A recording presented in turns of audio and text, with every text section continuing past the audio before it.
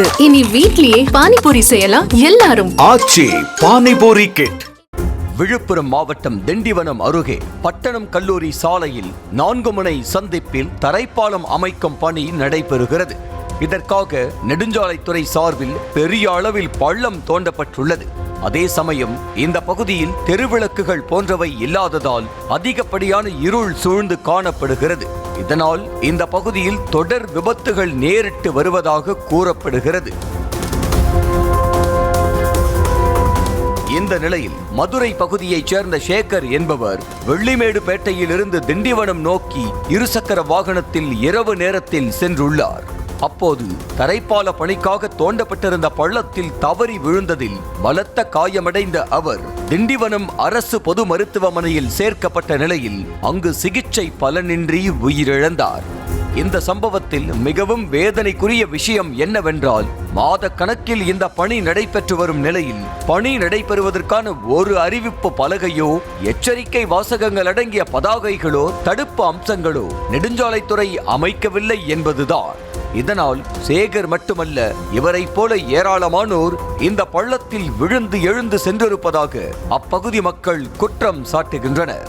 ஆனால் விபத்தில் ஒருவர் உயிரிழந்த தகவல் அறிந்தவுடன் அவசரமாக தடுப்பு அம்சங்கள், எச்சரிக்கை பதாகைகள் என பக்காவாக அனைத்தையும் வைத்து பாசாங்கு செய்து விட்டனர். இதேபோல் கன்னியாகுமரி மாவட்டம் நாகர்கோவிலிலும் ஒரு சம்பவம் அரங்கேறி உள்ளது. மாநகராட்சிக்கு உட்பட்ட டெர்ரிக்கு செட்டிக்குளம் சாலையில் தரைக்கு அடியில் செல்லும் குடிநீர் குழாயில் உடைப்பு ஏற்பட்டு லீக் ஆகி உள்ளது. எனவே உடைப்பை சரி செய்வதற்காக சாலையோரம் ஆங்காங்கே பள்ளம் தோண்டப்பட்டு பணிகள் நடைபெற்று வருகின்றன. இந்த இடமும் தெருவிளக்குகள் இல்லாமல் இருண்டு காணப்படும் நிலையில் பெயரளவில் கூட தடுப்பு நடவடிக்கைகள் செய்யவில்லை.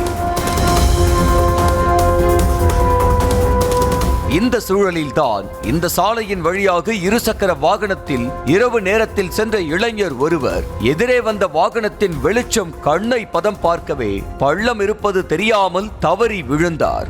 இதை கண்ட அக்கம் பக்கத்தினரும் அவ்வழியாக சென்ற வாகன ஓட்டிகளும் அந்த இளைஞரை மீட்டு ஆசாரி பள்ளம் மருத்துவமனையில் அனுமதித்துள்ளனர். இச்சம்பவம் குறித்த பதைக்க வைக்கும் சிசிடிவி காட்சி வெளியாகி அதிர்ச்சியை ஏற்படுத்தி உள்ளது. இந்த விபத்துக்கு முழுக்க அரசு ஊழியர்களின் அலட்சிய போக்கேதான் காரணம் என்பது பொதுமக்களின் குற்றச்சாட்டாக உள்ளது. வரி வசூலில் மட்டும் கரார் காட்டும் ஊழியர்கள் பணிகள் என்று வரும்போது மட்டும் மிகவும் மெத்தனமாகவும் அலட்சிய போக்கிலும் செயல்படுவதாக கூறுகின்றனர். ஒரு 10க்கும் மேற்பட்ட இடத்துல லீக்கேஜ் இருக்கிறதுனால குடி தண்ணி அங்க பம்பாய் ஏற மாட்டுக்கு. இதுவும் மக்களுக்கு தேவையான ஒண்ணுதான். இதை சரி செய்வதற்கு அந்த துறையை சார்ந்த அதிகாரிகளோ அந்த ஒப்பந்தக்காரர்களோ வந்து அந்த வேலையை தொடங்கினா 1 மாசம் 2 மாசத்துக்கு மேலாக அந்த குழி தோண்டப்பட்டு அதுல பாதுகாப்பு உரணங்கள் எதுவுமே வைக்காம போயிட்டு இருக்காங்க. இதனால இதுல வரக்கூடிய சாலை வியாபாரிகள், இருசக்கர வாகனத்துல வர்றவங்க எல்லாம் தினசரி அந்த குழிக்குள்ள விழுந்து எழும்புறாங்க. நேத்து நைட்டு கூட இரவு நேரங்கள்ல வந்து ஒரு ஆள் விழுந்து அவர் பாசாரி கொள்ளம் மருத்துவமனையில் அட்மிட் ஆயிருக்காரு. இது வந்து சர்க்குண வீதியா இல்ல தற்கொலை வீதியான்னு மக்கள் கேட்கிற அளவுக்கு மாறி போச்சு இந்த வீதியில. மேலும் இது போன்ற விபத்துகளை தவிர்க்க நகர் பகுதிகளில் தோண்டப்படும் பள்ளங்களை இரவு நேரத்தில் தற்காலிகமாக மூடி வைக்கலாம் என யோசனை தெரிவிக்கும் பொதுமக்கள் பள்ளம் தொடர்பான அறிவிப்பு பலகை இல்லாததே விபத்துக்கு முக்கிய காரணம் என்று குற்றம் சாட்டுகின்றனர். இதில் குழி தோண்டியிருக்கின்றது என்று அதாவது தகவல் பலகையும் இல்லை. சர்வசாதாரணமாக ஒரு பிளாஸ்டிக் பேப்பரை மட்டும் சுத்தி கட்டி கொண்டு சென்று விட்டார்கள். அப்போது பகலில் தெரியாதவர்கள் நைட்டில் வீடு திரும்பும் போது இது போன்ற துயர சம்பவங்கள் நடக்கின்றது. ஆகவே இந்த போன்ற சம்பவங்கள் இனி நிகழாத வண்ணம் சம்பந்தப்பட்ட துறையை சார்ந்தவர்கள் தகுந்த நடவடிக்கையும் எடுக்க வேண்டும். இனி வீட்லயே பானிபூரி செய்யலாம் எல்லாரும். ஆச்சி பானிபூரி கிட்.